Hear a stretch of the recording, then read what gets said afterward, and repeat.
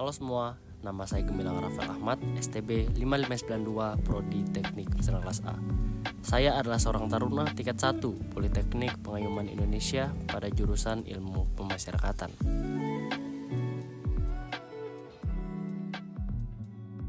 Sebagai kader pemasyarakatan, saya selalu terganggu dengan ada istilah sekolah tinggi ilmu kejahatan, penjara, yang seharusnya menjadi tempat pembinaan bagi para pelaku tindak pidana untuk bisa mempersiapkan diri kembali ke masyarakat sebagai pribadi yang lebih baik.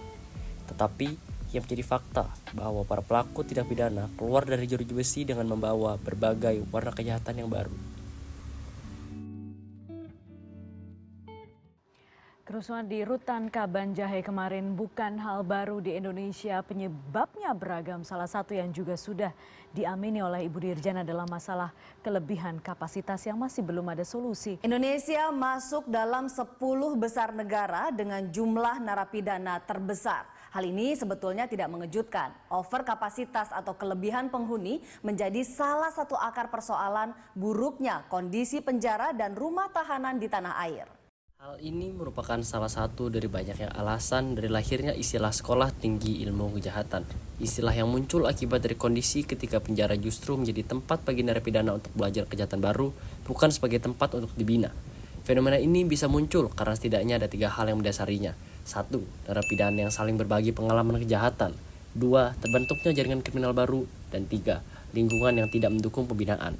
Untuk hal ini merupakan kesalahan dari pihak petugas sebab kurangnya kegiatan pembinaan, overcrowding, kurangnya kontrol, dan pengelompokan warga binaan yang tidak tepat. Mereka berdesakan di ruang-ruang, pengap, terbebani dosa masa lalu.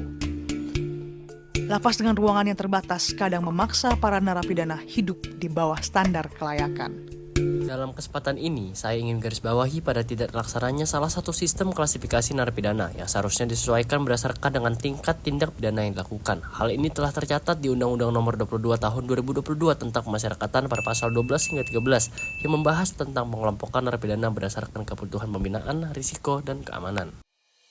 Adanya permasalahan pasti tidak terlepas dari adanya jalan keluar. Pulau Nusa Kambangan yang dikenal sebagai Pulau Penjara Indonesia ialah contoh sistem pemasyarakatan yang berjalan sesuai dengan dasar hukum yang ada.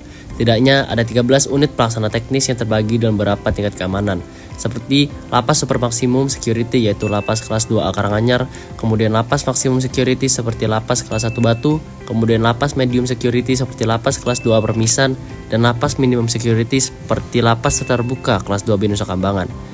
Pengelompokan ini dilakukan atas beberapa pertimbangan jenis tindak pidana seperti terorisme, narkotika kelas berat, pidana umum berat, pidana umum ringan.